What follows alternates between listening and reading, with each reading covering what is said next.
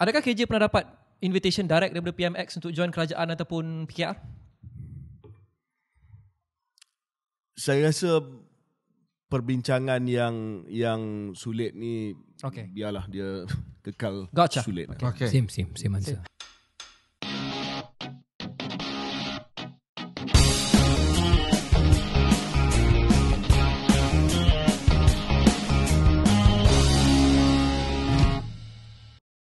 Assalamualaikum, salam sejahtera. Ini adalah podcast Tiba. Ada beberapa kelainan untuk episod pada kali ini. Pertama sekali yang aku rasa semua tengok title semua dah tahulah episod kali ini pasal apa kan. Tapi aku rasa benda kedua yang orang perasan, kenapa lah 3 orang ni rapat sangat. Selalu and then my microphone stand is right into the main Sweet cam. sangat. Ni rapat-rapat tutup sangat muka semua. dia, tak nampak muka dia. So basically this is the best that we could do. Yes. Because we only have 2 tables. Kita ada 2 meja saja. Dan kita ada 5 orang hari ni. Buat pertama kalinya kita ada 2 orang guest. So orang tengok title pun dia dah tahu dah. So tak payahlah buang masa. Without further ado, be honest, Najib. Ya, kita introduce guest kita. Kita bersama episod pada kali ini dah Tiba X guest ataupun Keluar Sekejap, KJ dan juga Shahril bersama dengan kami di studio mereka. Boleh cakap Boleh cakap. So kita away ni. Kita away. Tapi kita create lah background kita sikit. Rasa lah macam it's a collaborative show, but we call it our show and we're playing away. So it's like Aston Villa dengan Chelsea, where Chelsea maksudnya lost. kita kalah teruk lah. Teruk, babe. Satu. Okay. No, we are the Aston Villa. Okay, I would like to be Aston Villa. Okay. Tak payahlah spend 100 million pounds and then kalah juga. Anyway, okay. Wow. Was that directed at someone? I'm a Chelsea intro, boy. right? I nak cakap thanks for being here, but then again we come to your house. So Thank you for being here. Okay, so the elephant in the room, I tahu you dah jawab dah, Shahril. Your voice. So apa jadi sebenarnya? You baru balik daripada long excursion dekat Eropah. Yes. So how exactly do you lose your voice bila vacation dengan family? It was not a vacation really? underscore. Saya pergi atas urusan kerja. We can speak a bit more about what I do after this. Okay. But I was in southern Spain for about a week. Dan dalam urusan-urusan tu ada main paddle. I don't know if you guys know. Paddle is rowing ke apa? No. PADEL. So dia sukan yang berasal dari T20 lah. It's not a T20 sport. Wait. Ni macam tenis ke? Dia is a combo between tennis and squash. Okay. You could check it out on Instagram. So dalam main tu saya I was excited, exuberant and hilang suara lah. That's it. That's the long and Dia short. test dia senang je. Shahril, di Kuala Langat ada langgang pedal tak? Tak ada sebab dia tak buat lagi. Dia Kita pilih kena ahli Google. parlimen. Kuala Langat. Mungkin ada Kuala Langat Paddle Club depan ni. Kita tak tahu. We can do it. And another elephant in the room, KJ, I'm sure you saw ramai orang komen in your previous episode. Dia cakap apa luka dekat tangan KJ tu? I can't believe how many comments were focused on that. Yeah. Jadi sebenarnya apa jadi kat situ? I crashed my bike. Bike tu harga berapa? So this is T20 another juga. T1. I see. Pot calling the kettle black sebenarnya. So isu bicycle sekarang pun quite interesting. The question is macam Pat cakap. So how much is the bicycle punya? This one was bicycle lama. I pun tak ingat berapa harga. Pinarello. Kereta lama pun ada Pinarello. mahal. Kereta lama pun ada yang mahal. Yeah, so I crashed my bike. Right, Ada okay. stitches lah. Bike ni Lokman pun main bike juga, tapi dia dah jual lah. Tapi by I Polygon je lah. Kan? Bukan Pinarello lah. I have no idea what that means. But anyway, I have no idea. again, thanks for having us. Kita purposely ambil backdrop ni because KS is the standard bearer dan juga benchmark for the podcast di Malaysia. So we are honoured to be here. Thank you so much for making the time. So nak cerita sikit lah pasal KS ni. I think you all sebelum ni pernah cerita sedikit how KS came about. So kita rewind. KJ was banished, sacked from UMNO. Shahril kena gantung. You still technically gantung, right? Yeah, but I will decide my future. Not UMNO's leadership. Okay, we will talk a bit more on that sekejap lagi. So macam mana tiba-tiba daripada situ, jom kita buat podcast. Siapa punya idea masa mula-mula? So saya ada bincang on the sides with Kian Ming actually, KJ. Which I think I told you about. So this is not the first time. This is the first time. Kali pertama I dengar ni. No. I'll show you the old WhatsApp message. Jadi pada asalnya I thought of doing a podcast with somebody else and calling it the has-beens. So, Siapa? Initially with Kian Ming. So Kian I asked Kian Ming, do you want to do this? Called the has-beens, but in English lah. And then KJ a week after that dia WhatsApp saya. Dia kata, have you ever thought of doing a podcast? To which I answered yes. Then I explained to him what I had done, and he says, why don't we do it together? Antara KJ dengan Kian Ming, antara KJ dan Kian Ming, of course lah saya pilih KJ. Oh, okay. So Kian Ming tak kecil hati lah dengan cakap macam tu. Tak, saya tak kecil hati. Tapi dia jadi guest berapa kali lah kan. Kali. The best one was the post-match analysis masa PRN. I think that was a really good one. Yeah. But apa thinking behind that? Because ada some yang mengatakan bahawa okay, KJ and Shahril want to do this podcast sebab dia nak kekal relevant. Because for politicians ni, if they're out of the game for long, I mean, dia ada time limit. Then you become more and more irrelevant, dan bila nak masuk balik nanti susah. You're going to top of mind for people. So is this one of the cara untuk you so-called kekal relevant lah kepada rakyat Malaysia?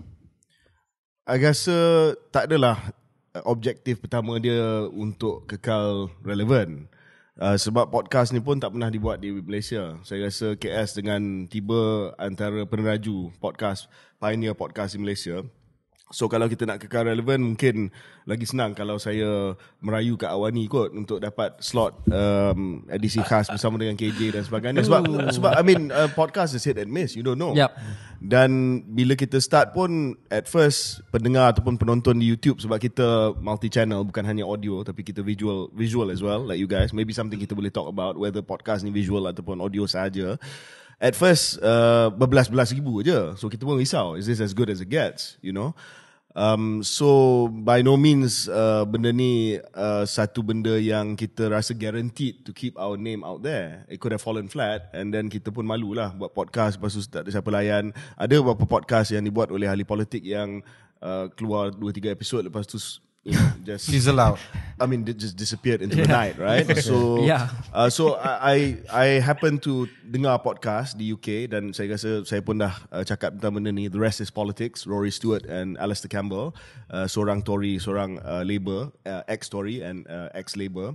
Walaupun kami dua-dua UMNO, but I thought the format was nice, dan dia buat dalam sejam lebih macam tu lah, and then dia kupas beberapa isu. And then kebetulan dia juga message saya. Dia lupa benda ni. Dia message saya, dia kata Chief, actually dia panggil saya Chief bukan KJ. Okay. Dia kata Chief, let's use this opportunity to become really intelligent and read about things and talk about anything we can talk about. You remember that? Yeah. So this is apa Shahril punya attempt to be intelligent lah sebenarnya. Do you feel that was that has been done, that initial idea where you have to do a little bit more research, a little bit more thoughtful, a little bit more empathetic towards other people's causes, because you're no longer in the game. When you were in the game, you are wearing a shirt, right? Sekarang ni, you're a spectator, you're a commentator, you're a pundit. You can be neutral if you want to. Are you doing that, or you do feel that you're doing that? I think absolutely. I think that was one of the driving factors actually. Sebab I think for both of us, politics was one way kita masuk untuk manifest our actual passion, which was policy making. Obviously, now that we're out, minat kepada pembuatan dasar, kerangka dasar tu masih ada. So apa cara yang boleh buat? We could have done think tanks, which we tried and did for a bit, to limited success. We could have joined a multilateral NGO, whatever, which are still options in the open for the future. Tapi salah satu cara yang paling cepat untuk kekal, bukan relevan di mata rakyat semestinya as a primary motivation, tapi lebih kekal minat dan bersuara dalam hal-hal policy, mengambil kelebihan, as you said, that we're out of the game and therefore we don't have to bet for a particular team. And we felt that the podcast platform was one of the best ways we could do that. So, KJ joked about this is our attempt in being intellectual, but I think there's some truth in that lah. It's our attempt to be disciplined about issues that still matter to us and commentate on that in a way that is more objective than perhaps before. Yeah. And I rasa dia paksa kita not to say on message ni sound like a politician lah, tapi we have to stick to the discussion. Tak boleh nak free ranging dalam podcast kita. So we actually put in the time and effort to try to understand something lah. Okay. So can I just add very quickly, one advantage I suppose we both have, if there was a value proposition about KS, is that both of us have been in the game, right? Tiba, obviously you are in the game in another way as media practitioners, but for us we have actually been in it. We've been players in it. So when we comment on a particular issue, we do so with the advantage of knowing how this particular set of players probably think, what their motivations are, and therefore I think jenis perkongsian kita mungkin berbeza sikit lah daripada the other mediums. So you ada the risk of severing ties tak? I know some people obviously you dah tak ada dalam good books diorang and also vice versa. Tapi you're talking about friends kan? You comment on friends, you criticize diorang apa semua kan? So how's the relationships? Ya, saya rasa mungkin akan ada kesan. Tapi kalau kita filter ataupun sensor diri kita sebab nak jaga hati kawan-kawan dan sebagainya, saya rasa kita tak akan dapat keluarkan podcast yang berkualiti lah. Sebab we are meant to be as impartial as possible. Okay, later you can ask us kenapa KJ lebih pro, persepsi dia pro ni, kenapa Shahril lebih pro tu. Tapi saya rasa that's the chemistry and dynamic between us. There are times when he pushes, there's time when I push back. Tapi saya rasa tak adalah kita terima message yang hostile sangat daripada kawan-kawan. Putus kawan tak adalah. Sampai putus tak adalah. Except for Zahid Sampai tak reply untuk berapa hari adalah kot. Tapi sampai putus tak adalah. I mean we're talking about pre-existing friends, not people who are not friends. But many politicians kalau kita tengok sebelum ni diorang komen banyak benda, so bila diorang bercakap isu tu dalam konteks yang lain, so orang akan recap balik dulu dia cakap macam ni. So are you do you macam mana you censor benda tu so that kalau you cakap dalam KS, so in the future kalau you join balik politik, ada jawatan dan sebagainya, so make sure benda yang you cakap tu tak mengganggu. Come and bite you back. I think ada dua benda lah Najib. First is bukan hanya masa depan, tapi sekarang ni pun apa yang kita cakap kat KS, dia akan refer balik apa yang kita cakap dulu. So kita tak ada choice. We have to own up. Apa yang kita kata dulu, kita kena own it lah. Takkan kita kata benda tu lama, kita akan buat laporan polis. Kenapa tular balik video tersebut? I mean it's ridiculous. The thing already exists, right? You said it. You own it. You say sorry. Maybe I was young then, I was stupid, I was foolish or whatever it is. Ataupun I still have that view. Dan saya rasa I'm also mindful apa yang kita cakap hari ni, satu hari nanti kalau kita kembali ke politik dia akan berulang, kita buat laporan polis nanti sebab viral lagi. But again, kalau kita nak censor diri kita disebabkan one day saya akan buat benda tu, but I think we're quite careful lah Shahril. Saya rasa kita tak akan, Shahril selalu kata kat saya, what Sanusi and Amir MB Selangor said, be yourself. So kalau kita be ourselves on KS, and bila balik ke politik nanti kita be ourselves, then it should be consistent lah. Of course there will be things which are taken out of context, embarrassed and all that, biasalah. Ada semakin banyak komen yang mengatakan, I mean of course when kita buat konten kami yang nobody ni pun selalu kena lah, from the Citros and pentaksub, much less you guys lah. Banyak komen lah sekarang mengatakan KS ni tak neutral, KS ni bitter, you are bitter towards UMNO, towards the government apa semua. So what's your response kepada respon KS ni neutral, tak neutral dan bitter? Saya rasa one of the best ways to realise whether you're doing it right is when you get hit by both sides lah. So I think we've achieved that, not by design, bukan kita sengaja, but it's come to the point where ada masa yang pihak opposition Perikatan Nasional akan bantai kita, ada masa juga Pakatan Harapan akan bantai kita, kadang-kadang dalam klip yang sama ataupun episod yang sama, menunjukkan bahawa I think we're doing okay in terms of our own standards lah. We think so. We think that when we go into something, kita akan pergi dengan objektif. Sudah tentu dalam apa-apa dalam kehidupan pun kita pakai kanta kita lah. So dalam kanta kita tu, kalau orang nak apa ni, but sometimes the stain doesn't go away. So here the proof is in the pudding.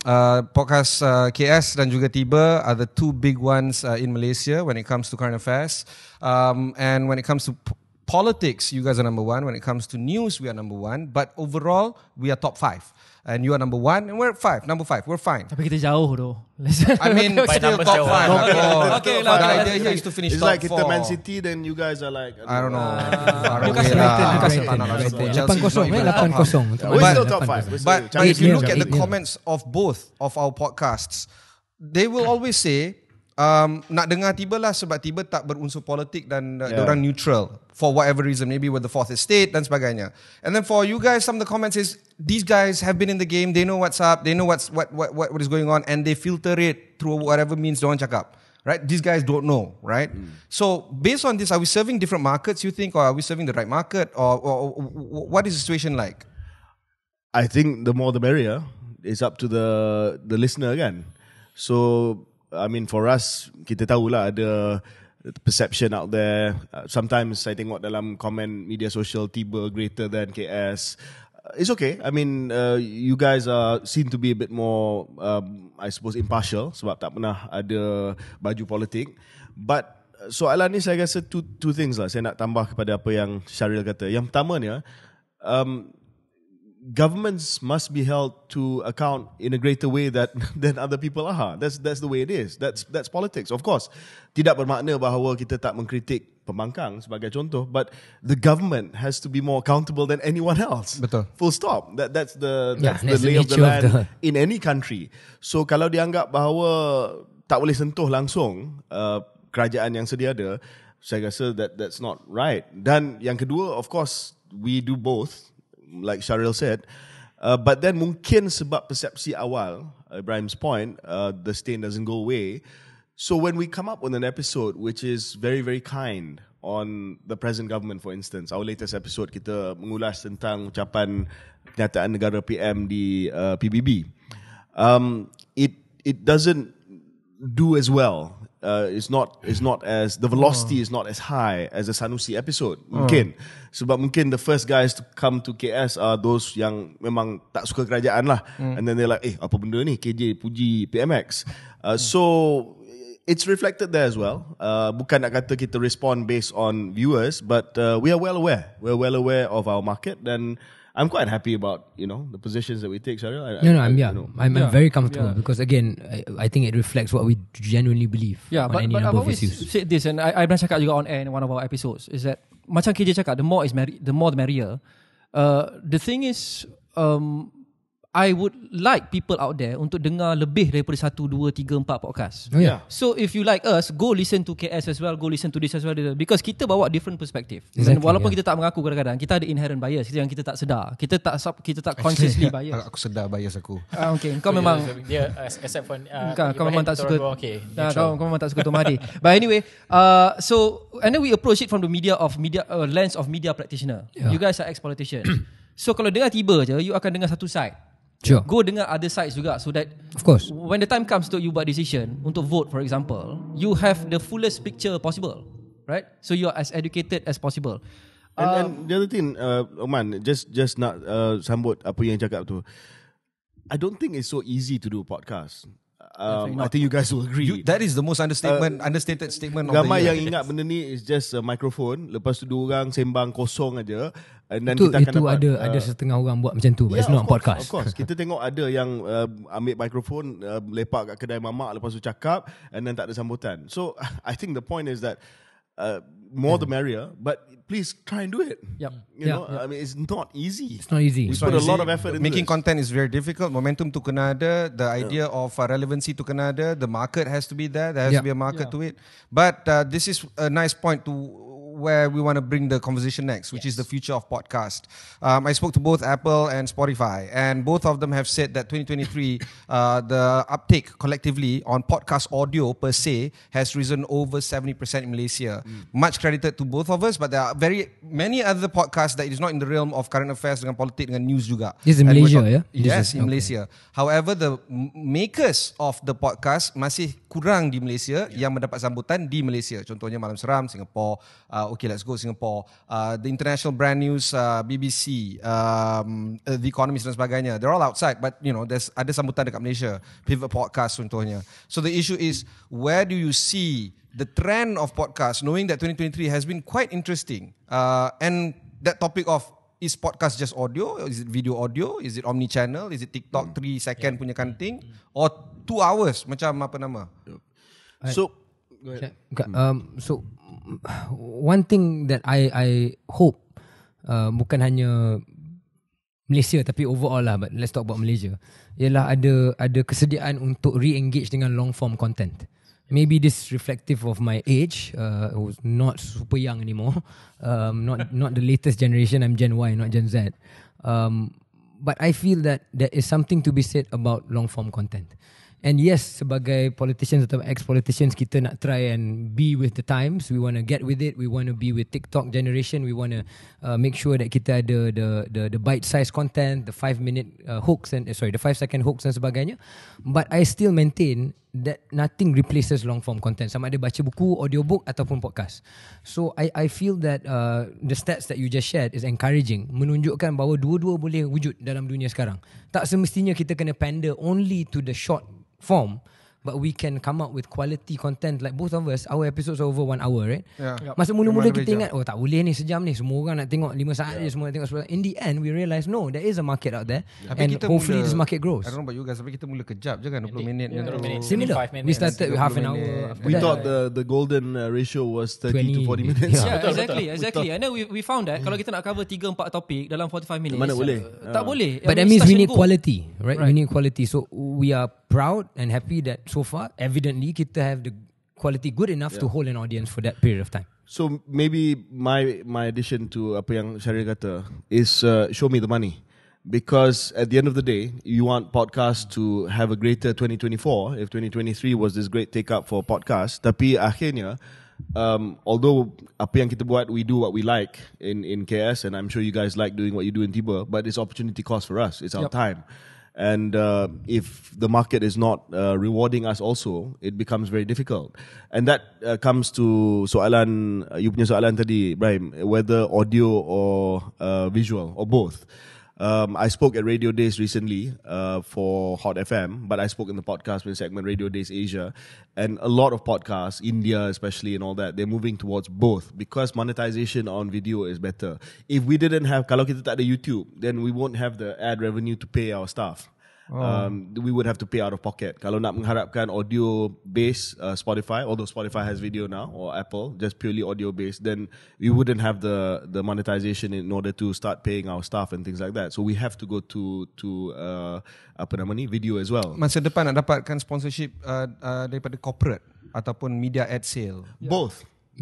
I think it's both the ad sales that are generated by the platform dan juga media sponsorship. And of course media sponsorship, companies don't really want to touch podcast, but they orang tak tahu podcast, especially lagilah kami punya podcast kan, or our podcast is politics, current affairs. No one, you can ask channels like news channels macam Awani, that's the toughest thing to sell. But they should look at the numbers. So saya nak cadangkan satu, we should all work together. Dan saya nak invite lah Tiba Podcast to be with KS untuk kita buat Pesta Podcast Festival early next year. We get the best podcast in Malaysia. I'll let you know we do on our interest. I will let you know.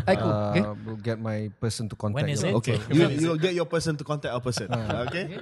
Bila nak buat ni Pesta Podcast? Awal tahun depan. Get the best podcast in Malaysia. We do like a weekend podcast fest, and then kita buat lah segmen current affairs, segmen agama, segmen entertainment, segmen bola, segmen hantu semua. And people can come. Segmen hantu Yeah. Nice. And secondly, mungkin kita kena ada industry group at the end of the day lah. Dan kita buat persatuan podcast. Saya akan jadi presiden persatuan podcast. That's a joke. Okay.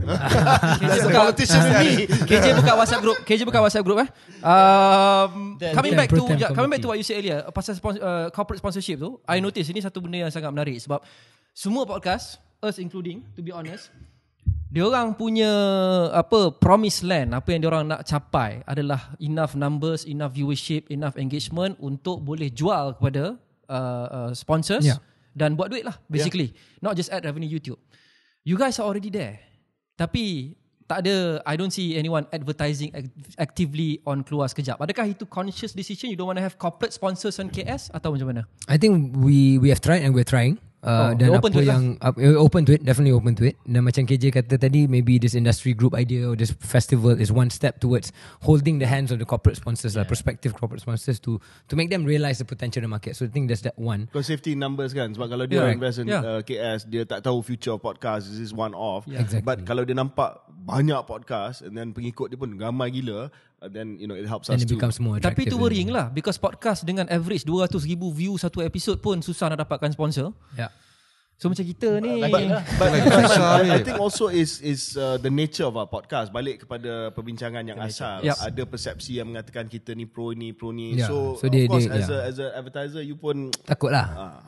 But actually at the end of the day, advertiser dia fikir satu je. Kalau aku advertise dengan ni, brand impact is one thing, but is it getting the right reach? Kalau orang kata, okay, kalau kita advertise dengan KS dapat 200,000 on base. Kami punya base on YouTube is about 2,000, on Spotify 4,000, on Apple Podcast 3,000. Generally speaking, kami tu 10,000. Is that enough? Soalan dia, mudah je. Engkau nak customer ke tidak? Kalau kau nak customer, datang kami, this is berapa banyak kita nak bayar. Kalau kau orang nak ni. So I don't know whether marketeers dekat Malaysia ni sedar atau tidak yang sebenarnya diorang nak customer, tapi cara diorang nak dapat customer tu diorang takut. Adakah that's why you got to go to a pod festival and say this. And irony tu juga ada sebab whenever kita, I'm sure you guys punya numbers semua sama, but kita punya numbers reflect that okay, kita selalu buat analytics, episod apa yang paling tinggi numbers? It's always politics. Politics. Kita ada satu episod cakap pasal ekonomi, okay lah, tapi politics always paling tinggi, but then again politics yang scare the potential investors. Itu irony lah.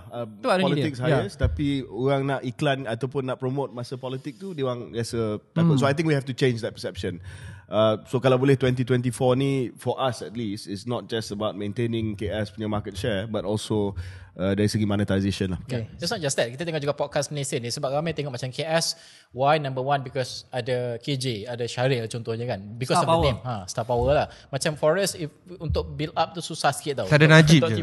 Itu Najib je. Lepas tu dan yang lain adalah yang muncul, hilang sekejap dan sebagainya. But how do you see generally benda ni? Macam mana nak pasal content wise dan strategically nak approach benda tu, ikutlah konteks apa yang dibincangkan. But Shahril dan juga KJ, how do you see benda ni? Kalau tak ada nama tu, macam mana nak push? Star power. And then nak lawan pula KS contohnya. I don't know if we give you tips about how to overtake us, but generally speaking, saya rasa mungkin the star power thing at the start. Right? But after that, to maintain, it was because of the content that we think we generated good content lah. We continue to do so. Saya rasa sama juga for Tiba and any other podcast. Once you have a foothold, and maybe that means you need a breakthrough episode. Maybe that means you need something that really sparks. But after that, you make sure you defend that share. That's more tips than maybe I intended to give. I think you guys got a breakthrough masa episode Tun Mahathir. Benar. We got our breakthrough when we had guests. Sanusi, especially Sanusi, and then we had the PRN being special dengan Azmin, dengan MB Selangor and all that. So seizing those moments, right? That's one. Secondly, it's not gonna be easy. So kena grind, but professionally grind. That means if you promise once a week or twice a week, you got to deliver that. Stamina. Yeah. Hilang suara pun. Macam kami, we could just have relied on the star power and said, okay, as and when kita nak lah, ikut suka hati lah. But then that would be disrespecting our audience. I mean, we have to respect the audience. It doesn't matter who you are. If you said twice a week, it's twice a week. Come hell or high water. That's why dia dekat Mabea tak ada suara pun kita buat. We have to figure out how to record because that's our implicit promise. Kalau tidak, macam mana advertisers that come? You know, you guys are not professional. So we are actually fighting traditional media. We're fighting your, Bernama, your Awani and all that, where everyone is made up. So our production level needs to be better. Tiba pun orang dah minta 2 minggu sekali. Tak itulah, sempat lagi. KS punya kru besar. Kita buat semua. Okay, aku rasa satu last question sebelum kita wrap up podcast segmen ni dan kita cakap pasal current issue. Satu soalan yang I'm sure you dah dapat banyak kali lah. You're not gonna be out forever. Dia bukan keluar selama-lamanya. Dah podcast lah? Dah habis podcast lah? No, ini last segment. Still topic. Segment podcast. I ada conclusion ni podcast. Okay, segment podcast. So bila salah seorang atau kedua-dua korang leave and re-enter politics, apa akan jadi kepada Keluar Sekejap? So kita dah discuss benda ni. Di US ada The Tonight Show. So ada dia punya anchor. Dulu Johnny Carson, lepas tu Jay Leno, lepas tu Conan O'Brien. So our dream lah, one day KS ni pun macam Tonight Show. Dan bila Jay Leno dah retire or move on, we move on, then somebody else comes in lah. So we own the brand. But we own the brand. Hence the monetization. So you guys are CBS, NBC. Kononnya lah. Right. So that, I mean, kita kena ada dream lah. So that our dream. Tak penting. It's not even a joke.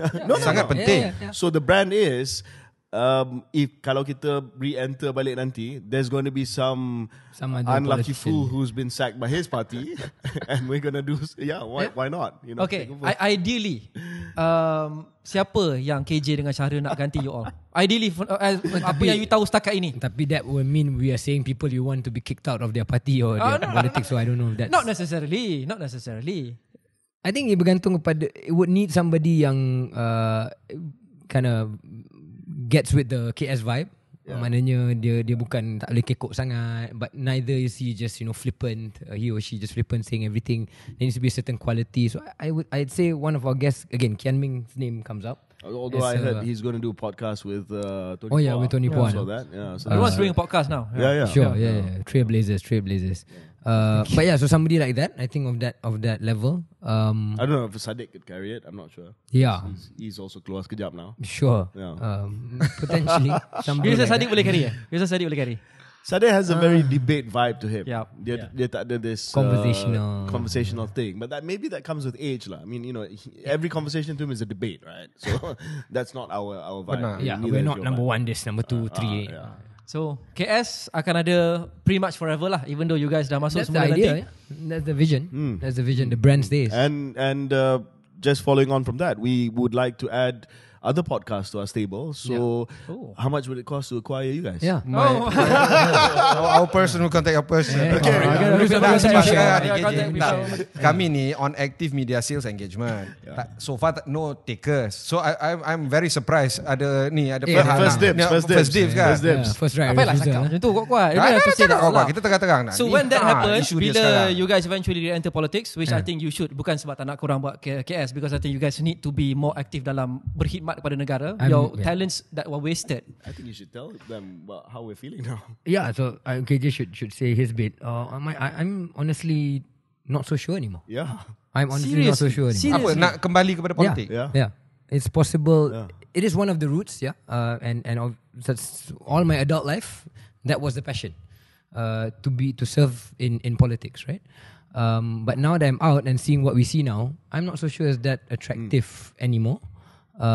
And if it happens, it has to happen on terms that I'm comfortable with. Yeah. Kenapa? Kena ada party discipline, message discipline ke? Kenapa tu? I can live with party discipline, which I think I did, with some internal difficulty, but I think I did for the most part.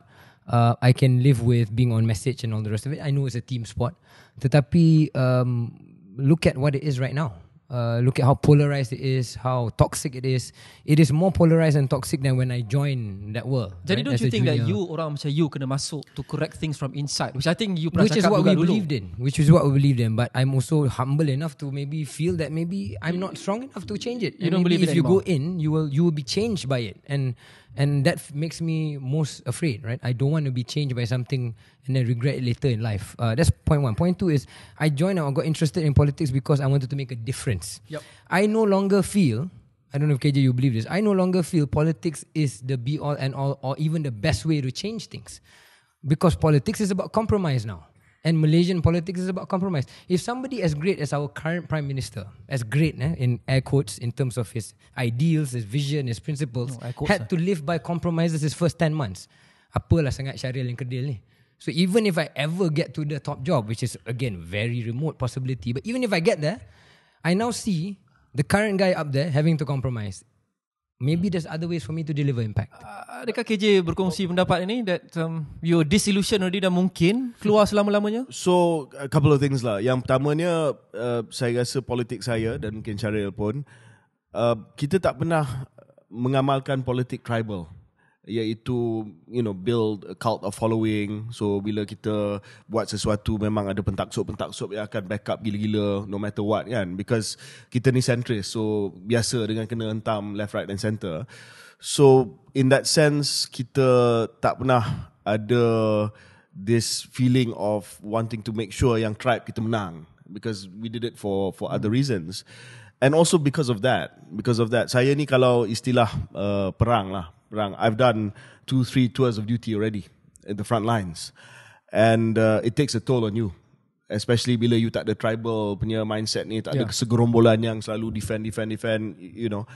I was there during the pandemic, as you guys know. I was there masa SEA Games, masa Olympics and all that. So it's taken a toll on my physical and my mental health. Saya sangat sedih mendengar ni secara terus terang. Sebab kau mengundi kawasan Aku tak pernah undi UMNO, aku tak pernah undi Barisan Nasional. Pilihan aku adalah orang lain. Tapi KJ bertanding dekat tempat aku, dekat Sungai Buloh. Ada 2-3 kali aku kacau dia masa dia on the stump. Why would somebody, typical me, why would somebody typical like liberal me macam kau lah, PH ni orang. gini. liberal capitalist. I voted for you not because of what? Because you're a centrist. Andai kata Shahril bertanding kawasan aku whoever. I'm not looking at the party colours tau. Is this the end for centrist politicians in Malaysia? I don't know. Tribalism defeated me, basically. It was all the whole, KJ equals Zahid. Therefore, sebab kita tribe yang benci kat UMNO, tak boleh nak tengok kepada centrist, tak boleh nak tengok kepada sosok individu tu. So, like I said, it took a toll on me. Then I want to talk about you cakap take a toll on you for mental especially, because the way orang macam kami wartawan kadang-kadang dia ada satu moment kita rasa macam pendaknya nak cakap pasal politik lagi, pendaknya by election dan sebagainya. We have that feeling. But for you politician before this kan, when you said taking it took a toll on you kan, but how do you mean, macam mana how do you manage benda tu, mental health tu dan sebagainya dalam keadaan sekarang ni, given you hilang jawatan sebagai contoh ataupun kalah di pilihan raya? Sebab orang selalu ingat tengok KJ seorang yang steady, you put on a brave face. Yeah. Tapi inside yeah, of course, semua politician akan tunjuk muka yang steady, seolah-olah kita ni ada perisai, kalis peluru dan sebagainya. But at the end of the day, you're a human being, right? Dan banyak benda yang kita simpan, dan saya rasa kalau kita simpan terlalu lama dia akan makan dalam. So of course masa saya dipecat daripada UMNO pada bulan 1, of course it was shocking. But now I'm learning to move on. Ada yang kata saya salty, saya bitter dan sebagainya sebab saya selalu suka sentuh Zahid. I'm not really. I mean, that's just entertainment value. I don't really care anymore. And he makes it easy. And Zahid makes it easy. Dia selalu bagi bola tanggung kat kita. So he's not bitter. I mean, I moved on. Dan I'm 47 now. I want to look after my health and make sure that I'm okay for my kids.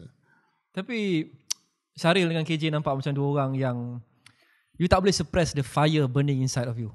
I mean, the desire, you punya geram tu, kalau you ada out of the game for too long, you tengok the way things run, you akan just geram. You akan cakap, aku nak masuk boleh lah. Macam you duduk dekat substitute, aku nak masuk main lah. So, what makes you confident you boleh suppress rasa geram tu to not return to the game eventually, walaupun mungkin 5-10 tahun akan datang? Do you think you can do it? I think very possible. Again, we're not ruling anything out, but neither are we ruling anything in. In terms of how to suppress, the podcast, I suppose, is one way as an outlet for us to share our views, right? Which is one part of it. In terms of actual impact, because podcast is podcast, you share views, you don't actually necessarily make direct difference, kan? Again, that goes back to what I said a few minutes ago. Apa lagi kaedah-kaedah lain yang mungkin saya secara peribadi will have to entertain as potential ways or potential career pivots, so that I still get to deliver impact and things that matters to me, but not be a party politician and not be a frontline politician. Because I would again stress that I'm not sure that politics is the best way to deliver impact. It's okay to not be sure. Tak apalah. Okay lah. No, I'm not sure that being in politics is the best way to actually deliver impact, because maybe being a pressure group ataupun delivering it some other way is as effective and less taxing on your mental health. Yeah, tapi saya rasa politics is still gelanggang yang paling penting lah untuk make all the difference dalam sebuah kerajaan. Walaupun saya setuju dengan Shahril, tak semestinya semata-mata politik, tetapi yang paling penting politik. Dan saya rasa akan ada constant tussle dalam diri saya sama ada nak masuk balik ke tidak. That's something that saya akan expect lah untuk tahun-tahun yang akan datang. My favorite movie is The Godfather, and there's this one scene where Michael Corleone, which is played by Al Pacino, he left and he allowed Tom Hagen, his adopted brother, to take over dan ada scene yang mana dia kata they find a way of bringing me back in. So I'm afraid that I'll have that. Just when you thought you're out. Yeah, just when I thought they pull me back in. You got it right. They pull me back in. So I'm afraid I'm gonna have that Michael Corleone moment. Bukan nak kata saya Michael Corleone. Itu bawa nak cakap. Just say I'm not Dia punya level lain macam dia. but the analogy of pulling it back in. Michael Corleone also took the gun in belakang jamban dan tembak orang. So Macam dia, itulah. anyway, coming back to that, satu lagi soalan dari aku before korang. I just want to ask this direct kepada dua-dua, KJ dan juga Shahril. Start dengan KJ dulu. Adakah KJ pernah dapat invitation direct daripada PMX untuk join kerajaan ataupun PKR? Saya rasa perbincangan yang sulit ni biarlah dia kekal sulit. Okay. Same answer. Right. Kita tengok, ni tahun-tahun mendatang ni topik kita dah clear. Kita cakap pasal hari-hari mendatang ni. Ada Watchtower Advisory, ada Hot FM dan sebagainya. Kita nak tengok apa program dan plan KJ dengan Shahril dalam jangka masa yang terdekat ni. Other than the first time podcast. Yeah, so one of the things I did, I set up an advisory firm. So I'm starting to become an entrepreneur, owning my own company, which is the first time I'm doing it. Jadi satu pivot pada career saya lah, kerjaya saya. I've done private sector, I've worked in the social sector, I've worked in government, I've done politics. Now this is the first time I'm actually trying to run my own business. So jadi pengalaman yang baru. Walaupun dalam aktiviti yang mungkin a bit familiar to me lah. So basically I represent some offshore funds, investment funds, private equity in Europe and the US who wanna think of fundraise here ataupun deploy some of their capital here. So that's the kind of advisory work I do beyond the other normal corporate advisory work with local and international clients. So that's one part of what I want to do. And that pays the bills lah, hopefully, insyaAllah. Doa-doakan. Sebab tu selalu pergi overseas lah. That's why selalu pergi overseas. Kejap. InsyaAllah, meaning it's not paying the bills now. No, I need more bills, right? I want more bills. There's more bills to pay. Pay for the pedal and the... nak beli benda-benda lain kan. Is this a hobby? Or benda ni yang akan menjadi punca rezeki yang utama? So no, honestly, that is currently my punca rezeki yang utama. So I need this to live, right? This is what I do for a living. I can so ada sponsor tiba lah. There's also another photo. I think it was Prime Minister yang pergi satu event. Was it MDV ke apa benda ke? There was an event yang you posted on LinkedIn about Watchtower Advisory. So that would have been last week in Singapore at Milken. So as part of my work, I went to Milken and he was there speaking. Jadi apakah sambutan terhadap pasaran terhadap this kind of a business advisory on bringing investors in and I guess I don't know, it's a lobbying group lah kot. Bukan? No. So it's not a lobbying group. It's basically advising investors, right? Advising investors on how they want to fundraise. If I'm doing capital raising, so that's part of it. That's one part of the advisory. There's also giving them the lay of the land of what the political risks maybe are and other corporate risks that they have to be aware of. So it's not a typical lobbying ataupun advocacy firm. In fact, I invite people to go to the website watchtowerco.org untuk melihat the slew of services that we do.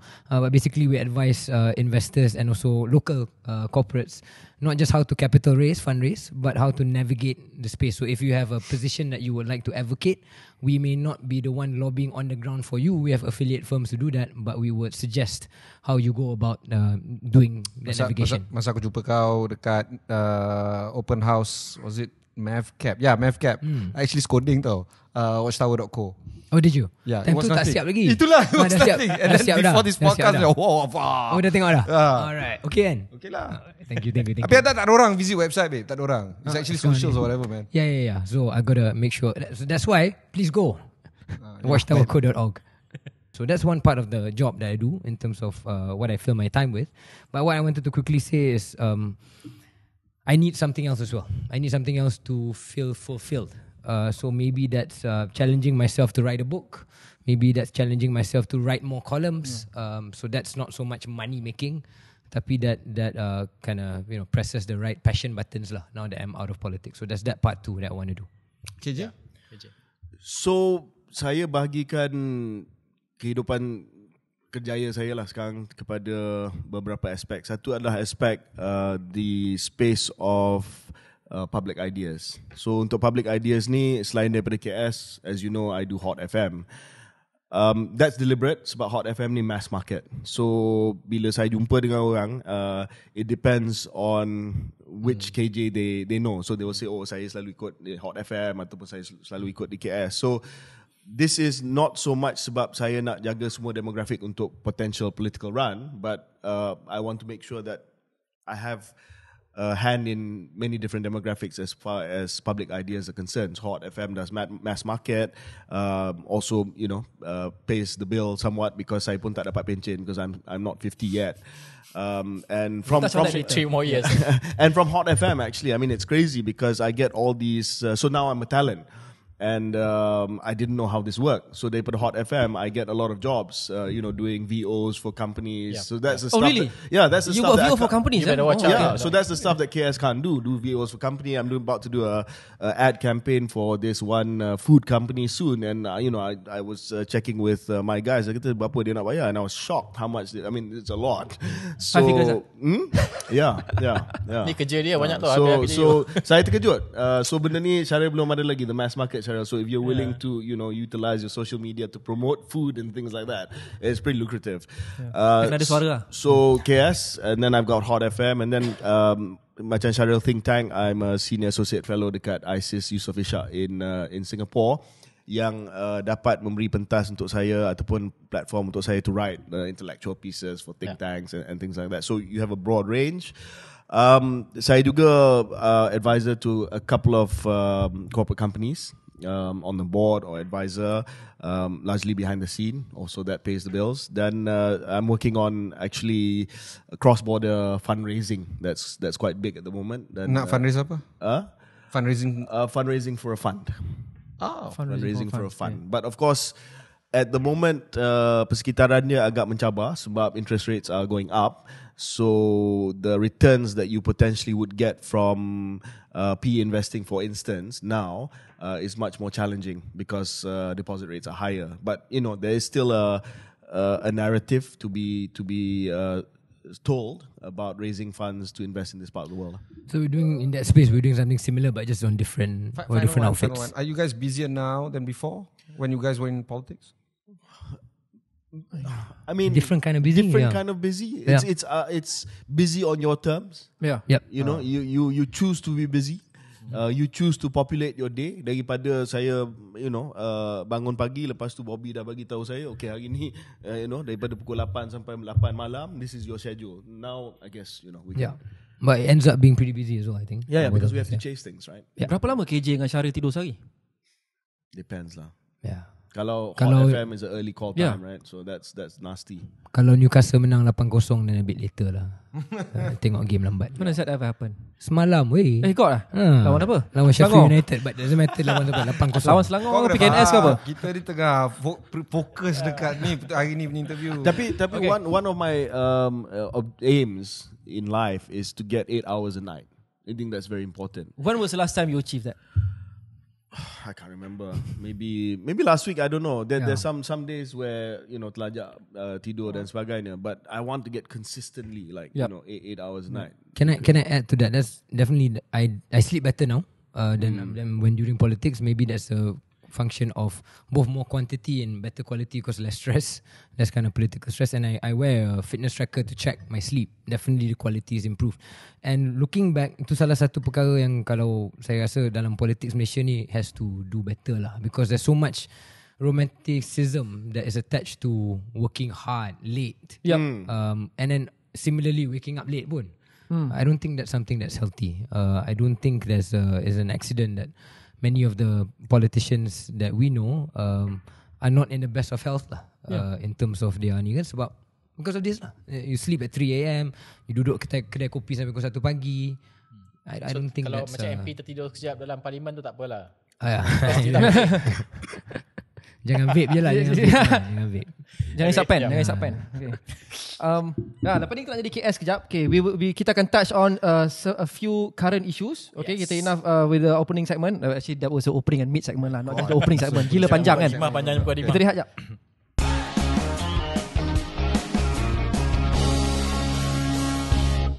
Okay, tiba XKS kembali semula. Kita dah buat mukadimah tadi. Kita dah cakap pasal background dan juga moving forward untuk KS dan juga KJ personally dan juga Shahril personally. Ini adalah isu-isu semasa kita nak komen. Biasalah ada beberapa perkara yang kita gariskan setakat kita buat recording ni.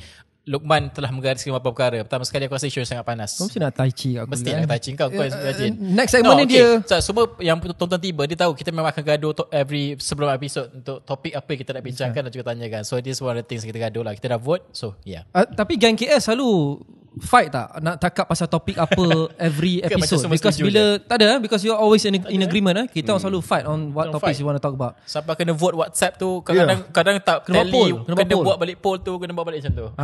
So this next segment ni lebih pada macam dia akan jadi macam KS, lebih macam KS lah, sebab kita akan discuss a few current issues. Yes. Sebelum ni I pernah cakap dengan I think Shahril lah, offline kita pernah sembang. I cakap challenge untuk dapatkan KS sebagai guest ni adalah show korang dah 2 kali seminggu. Satu show mungkin 7-8 topik. So by the time I get you, there's nothing fresh that I can ask you already. I can ask you already yang you haven't talked about, yang you tak ulas lagi. So kali ni kita cuba yang terbaik. And you can probe us on stuff we've said. Sure. So, yeah. because So media practitioners. ada beberapa isu yang kita agreed upon yang kita rasa KJ or Shahril tak komen lagi. The most current one yang korang tak komen lagi adalah I want to get your opinion on latest hot issue. Howard Lee cuba tafsir Al-Quran. Your take on it, Shahril? Pandangan saya secara peribadi kurang sesuai lah. Kurang sesuai sebab kalau antara attack line Pakatan Harapan terhadap Perikatan Nasional lah PAS dan PN ni, quote-unquote tunggang agama, menggunakan agama untuk hujah politik, kepentingan parti politik, I don't see how that's different from what Howard did. And of course there's an added dimension di mana lihat orang yang bukan Islam cuba mengajar orang Islam bagaimana untuk mentafsir ayat suci mereka sendiri, kitab suci mereka sendiri. So that's off on multiple counts. So personally tak sokong. KJ? Well, sepatutnya siapa-siapa pun boleh rujuk kepada scripture lah. Dalam hal ini Howard dia rujuk kepada Quran. Sometimes kita pun rujuk kepada scripture orang lain. He wanted to make a point. Ya ayyuhallazina amanu atiullah wa ati rasulah wa ulil amri minkum. Itu ayat yang kita selalu katalah dalam politician, to show that you are taat kepada Allah, taat kepada Rasul dan taat kepada pemerintah ulil amri. Yeah. It is the so-called ayat yang to command loyalty lah, because you are the ulil amri. So that's what he was trying to do. Dan memang a lot of politicians know this ayat as the loyalty to the authority punya ayat. But I'm with Shahril. Kita kena betul-betul careful, ya. Walaupun mungkin kita juga nak rujuk kepada scripture lain bila kita nak promote interfaith understanding dan sebagainya. Kita kena faham konteks yang ada pada hari ini. Konteks yang ada pada hari ini adalah PH, especially di AP, ada this perception of being anti-Islam or something like that. Menunggang, dia tuduh PAS menunggang agama dan tiba-tiba dia yang buat dalam konteks yang mana they are seen to be, traditionally they are seen to be, right or wrong, anti-Islam. So bila benda ni jadi, politically satu langkah yang saya rasa kurang bijak lah, because dia bagi banyak peluru kepada pihak lawan. I wouldn't do it. Okay, bukan follow up. As in, another topic of discussion is Datuk Seri Anwar Ibrahim dan contingent kerajaan it seems to have a very impactful visit in New York. Datuk Seri Anwar dah jumpa 15 Fortune 500 companies, gave in my opinion a very fantastic speech, or at least a good speech dekat UNGA. And sempat mengislamkan satu lagi orang di New York. Oh ya? Yeah. I didn't know that. Okay. This makes his tally of mengislamkan orang di dunia ni dua orang sewaktu dia PM. So, what would be your takeaway from that? Was it a successful visit? Do you feel that these are the kind of things that a Prime Minister needs to be doing? Ke macam mana? Saya rasa overall lawatan tu berjaya, tetapi tidaklah luar biasa dalam konteks tak pernah berlaku pada Perdana Menteri sebelum-sebelum ini. Kecuali mengislamkan orang lah. Kecuali mengislamkan orang. Itu dia That's punya, first lah. itu value add yang first lah, ya. Tapi dari segi menyampaikan kenyataan negara di Perhimpunan Agung PBB, walaupun Shahril dan saya kata antara yang terbaik yang pernah kita dengar, tapi saya antara pernah kita dengar juga yang bagus. Jumpa dengan investor tu saya rasa benda yang lazim lah. Saya rasa bukanlah satu yang sangat-sangat luar biasa. Saya rasa masa Mael pergi PBB dengan Shahril pun jumpa dengan investor juga. So saya rasa semua ketua kerajaan ataupun ketua negara yang pergi ke PBB akan membuat benda yang sama. So you'll see pretty much the same thing. Cuma mungkin satu benda yang kita tak sempat bincang yang dalam podcast KS yang saya nak komen sikit lah adalah berkenaan dengan interview dengan Christian Amanpour, CNN. So yang pertama, of course, kelebihan PM ni adalah dia boleh buat interview macam tu. Bukan semua PM boleh buat. Ada PM yang mungkin elak interview yang agak panas macam dengan Christian Amanpour, International News Anchor for CNN, but Anwar took it. Dan benda yang jadi kontroversi adalah soalan berkaitan dengan LGBT lah, berkaitan dengan jam Swatch tu. I think he did as best as he could. Yeah. What more can you say? Ada dua cara nak jawab soalan ni untuk Malaysian Prime Minister. Ya. One, you can answer it Mahathirian way, saying that no to gay, full stop. Kita tak boleh terima LGBT, full stop. Dan buat muka bodoh macam tu. Ya. But Anwar's not that. He wants to be this guy yang malleable and intellectually, trying to say that kita tak ada harassment, tapi tak boleh terima, majority tak boleh terima, tapi kita tak harass benda ni.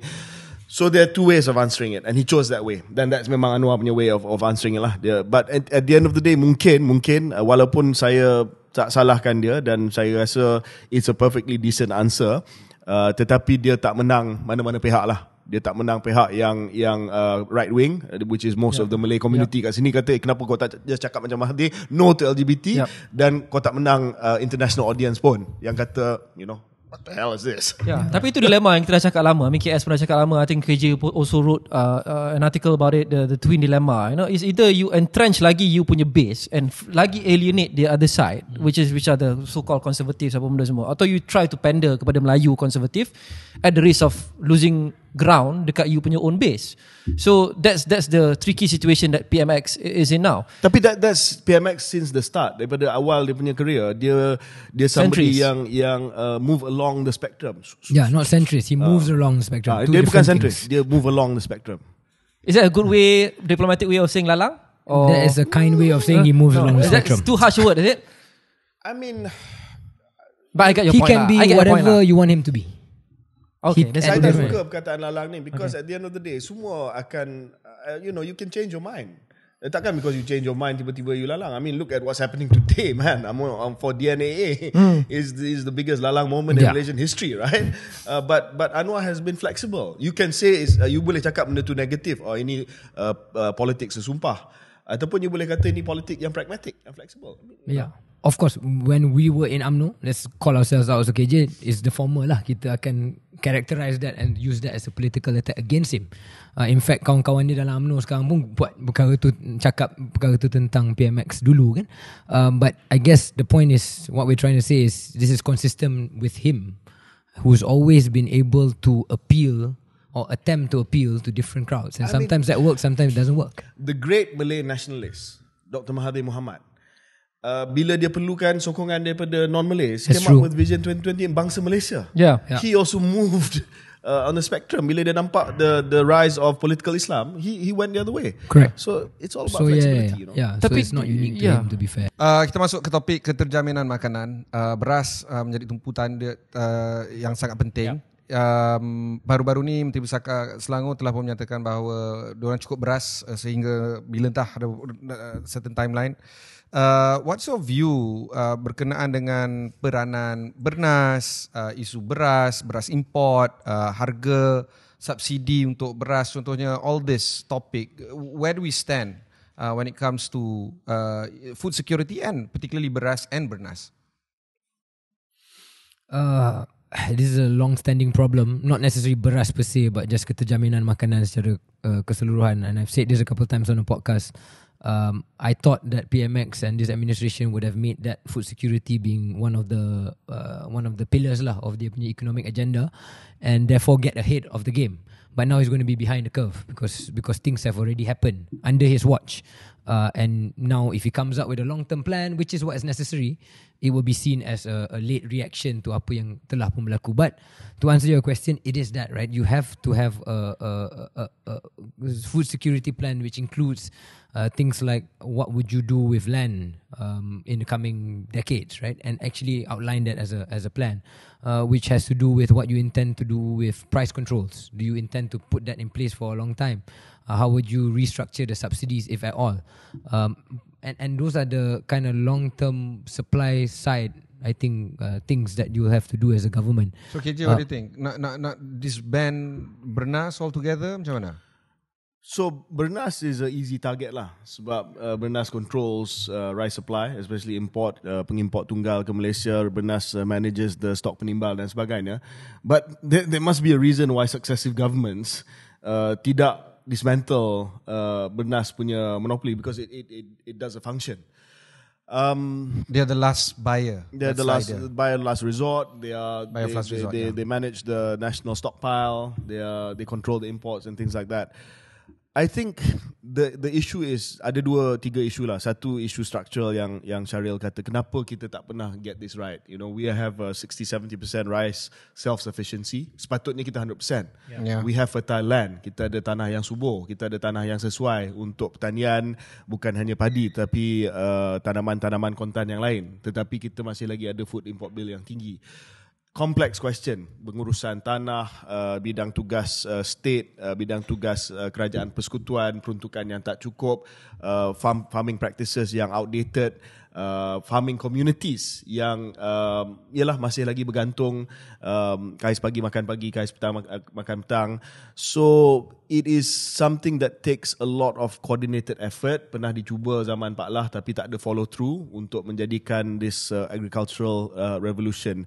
Yang kedua, kita tak boleh tolak kemungkinan distortions to the market. So ada kartel, ada usaha-usaha untuk menyeludup benda-benda yang subsidized. So it's not a efficient market. You know, you have subsidized stuff, you have smuggling, you have cartels and things like that. So again, that contributes to the structural problem. Dan yang ketiga, kita sangat reaktif lah. Sebab kita, macam Shahril kata, I think the last time yang kita ada dasar pertanian yang jelas was zaman Pak Lah, and then after that it went sort of, you know, we went more market driven under ETP, under Bosku and all that. Kita kena sit back and understand what does keterjaminan makanan mean in this context. It doesn't mean that you are self-sufficient in everything. I don't believe that.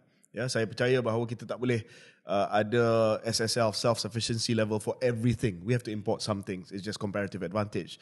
Tetapi tak adalah sampai tahap di mana beras kita masih lagi pada paras 60-70%. That should be something that is, you know, almost self-sufficient. The situation is very critical right now. Sebab based on a news report by The Age, they interviewed Ali Maidin. Dia bilang 17,000 guni biasanya dijual setiap minggu. Right. Now 300. Jauh tu 17,000. That's the normal average selling. So what you should be doing now, kalau saya di tempat situlah, if I'm imagining what's happening in cabinet ataupun di Kementerian Pertanian, adalah untuk melihat apa supply yang sedia ada, apa supply dalam stockpile kita. Kita memang ada stockpile, ya, stok penimbal. Do we release the stockpile first, sambil kita menunggu tuaian yang akan datang supaya kita dapat replace? Sebab Mak Sabu kata memang cukup beras tempatan, cuma distribution dia, sebab it's not a perfect efficient market kan, distribution dia is not efficient. So ada tempat yang mana tak cukup. So that's what they have to be doing now. Macam lah dulu kita buat untuk apa ayam, beras satu ketika dahulu sewaktu kita keluar daripada pandemic. So the market is not efficient. You have to be hands on to make sure that tempat-tempat yang tak ada ni ada. Sebab according to kementerian memang ada cukup beras tempatan. Sama ada beras tempatan yang ada dalam stok kita ataupun dalam stok penimbal. Final question on this topic. Kenapa benda ni tak jalan? Kalau banyak sangat, you know, coordinated effort is needed, apa semua, market innovation dan sebagainya. Seems like, you know, people know what to do. Why is it not done? Bagi saya, a lot of it is leadership lah. Saya ada sedikit pengalaman handle COVID-19 dan you really have to be hands on. Bukan saya kata penjawat awam kita tidak ada capability ataupun capacity untuk mengatasi benda ni. Dia orang dah buat lama dah.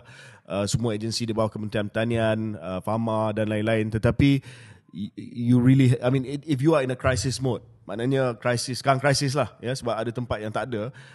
You have to hunker down on a daily basis. Bilik gerakan you dekat kementerian tu jangan ada logo bilik gerakan saja. You have to be there on a daily basis and ask mana yang tak cukup, kita akan hantar. That's what I would do. Okay. Last Last topic, very briefly. Last topik adalah rasa topik ni akan KJ akan menarik sikit sebab KJ sebelum ni pernah cakap pasal dia belum dapat pencen lagi. Ini adalah cadangan Dr. Muhammad Khalid bahawa pencen untuk MP ini dibatalkan dan dimasukkan ataupun dicarum ke KWSP. Cadangan asal Ustaz Sadiq. Dan juga disokong oleh Ustaz Sadiq sendiri berkaitan dengan ni, KJ sendiri. Ya, 100%. Kalau saya boleh convert saya punya pencen jadi KWSP, sila buat. Sebab saya rasa pencen ni satu benda yang antiquated, yang dah lapuk. Zaman dia lapuk, dah zaman dia dah berlalu.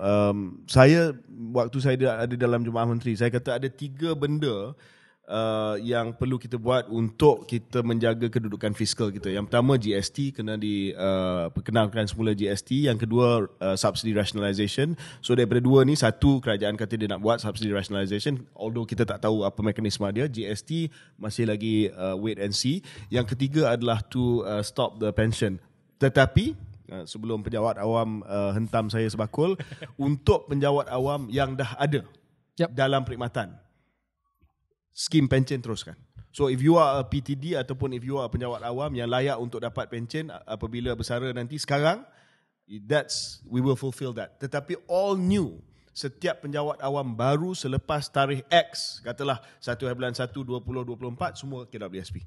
Sorry lah, tak ada clawback, tak ada retrospective application. No retrospective for you, only for yang dah lepas. It's fair lah. Kita kena buat secepat mungkin. Every day you delay akan tambah pension bill. So just to say that kita ada political will untuk buat, walaupun tidak retrospective, tetapi for politician, I'm willing to say, okay, ambil lah pencen saya, tak payah bagi pencen, convert to KWSP. Buat, I don't know, pro forma, whatever it is, change it to KWSP. Macam mana kita tahu KJ neutral? Sebab KJ tak ada pencen lagi kan so far. KJ tak ada pencen sebagai MP kan. Kan orang bantai dia cakap, dia boleh lah cakap. I mean, these comments will come, you know. He is giving up something that is certain. Yeah. Right?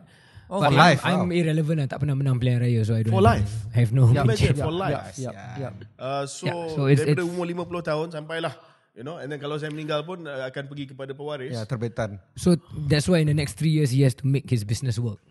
Saya tahu KJ fikir daripada segi keuangan negara, saya faham. Tapi in terms of individual, kan kita ada the old government civil servant punya thinking yang at least saya ada income sampai saya mati, daripada saya lamsam KWSP. Tapi you prefer to forgo bulan-bulan punya income and one lump sum KWSP because you kata you nak tukar tadi. No, but this is not a if you can, preference, right? This is for something. No, I mean this is not either or. Dia lepas ni saya bercadang KWSP sahaja. Of course dia akan ada implikasi kepada hari tua nantilah. Tetapi that's for you to start investing and things like that, sebab you ada steady stream of income as a penjawat awam.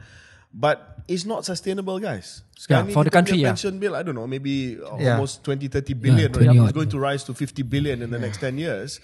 That means you punya OPEX, setiap kali kita buat belanjawan, right? You'll know this lah.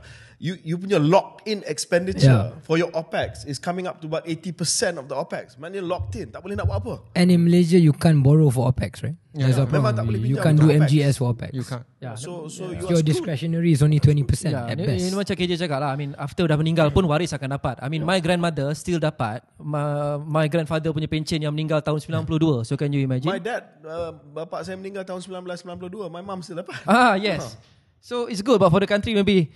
So okay, saya nak tutup ni dengan a quick fire round.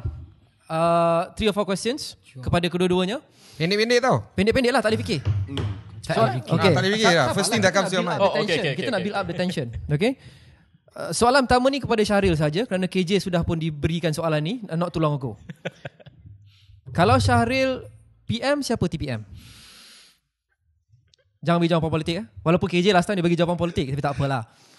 Kalau saya PM, maknanya dia dah jadi PM sebelum tu kan. I can be Biden to your Obama. No, but you would be Obama. Cepatlah. You get there first. So if I follow him, if I succeed him, I don't know, Sadiq. Wow. Soundbite. Okay. Hello bro. No, tak salah. But you guys never consider a woman for once. Ni me being politically correct. But it's okay. Your answer is your answer lah. Well, I can see great gender representation in your podcast. Jangan start. Kita kena dulu. Bagi bola tanggung.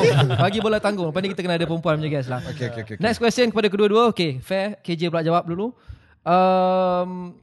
Who's your, besides yourself and besides the incumbent sekarang, who's your dream PM? Dua kategori tu patah. Daripada kalangan politician sekarang dan daripada siapa-siapa saja.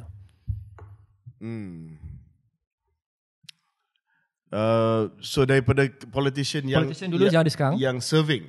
Yes. Yang serving lah. So maybe I'm biased dalam hal ini, tapi saya selalu berpendapat bahawa I would like to see Hisham one day becoming Prime Minister. Itu Sri Hishamuddin. Okay. Yeah. Normal non-politician of anyone? Kalau ada lah. Non-politician. Yang you rasa will be a good leader sebagai Perdana Menteri Malaysia. Well, I can say as politician also. I'd like to see woman politician. I think kalau ada sedikit lagi pengalaman, and depending on how well she does at the next election, Izzah. Okay. Nurul Izzah. Wow. Shahril? She's likable. Yeah. I don't know if I would say it's a dream PM, but something that maybe Malaysia wants or needs a PM that is going to be brave to shake things up. Now you said none of us here, so obviously except yourself lah. Except ourselves lah, except me and KJ kan. I think Rafizi has displayed some tendency to, yes, he ruffles feathers, and I don't know if he's the most good at getting people along with him, to go along with him, but if anybody's going to shake things up and do things that are risky and take risks with their policies, so I think it'll be interesting to see how he might lead. But he needs to lead his party first lah, and that's not a given, right? On the other one, a non-politician with the qualities that maybe because Tengku Zafrul, for example, right, jadi MOF before, right? So yeah, so he's already a politician. Yeah, I mean, it's not impossible. I would say Zafrul is unusual though. How so? Sebab Zafrul ni dia dibesarkan dalam keluarga politik. Bapa saudara dia Raja Nonci, adik dia pun aktif dalam Pemuda UMNO dan sebagainya. So one good thing about Zafrul is bila dia masuk dalam politik tu, dia tak kekok. Dia immediately boleh masuk parlimen, boleh jawab. So I think the reason saya dengan Shahril agak hesitant, bukan semua daripada luar politik ni boleh take to boleh, politics like Zafrul lah basically. So you still haven't decided lah. I can think of a non-politician. Yeah. Okay. Yeah. Last question, Shahril dulu boleh? Without naming names, tanpa memberikan nama, apa benda yang paling gila a fellow politician has ever said to you privately? Does it have to be privately? Does it have to be privately? That doesn't matter. Tanpa bagi tahu nama. Privately maksud dalam conversation macam WhatsApp ke, kita cakap. Tapi kawan tu tahulah yang no, it's okay, people don't know. I've actually said this to KJ before. There was one person, and this is in line with our conversation about LGBT of all things. There was one person who said something about LGBTQ, something yang perlu kita perangi lah. And his definition of what Q was, queer, was people who had sex with animals. And he thought that was what queer meant. Okay. And he said it to a sizable audience. And I was sitting... di dalam speech or something ni? I cannot say too much. Nanti okay, nanti kantoi. But yeah, that's one of the craziest things. And that was a moment I just like, what am I doing here, man? So something said publicly, it was crazier than anything orang pernah cakap dengan you privately. So that's your craziest. It was in a meeting.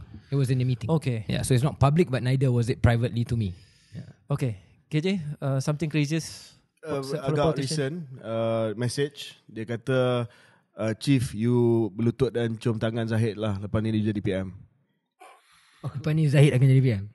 Lepas tu you akan jadi PM lah. Oh, if you can kiss his hand, you will become PM. Eventually. Would you do it?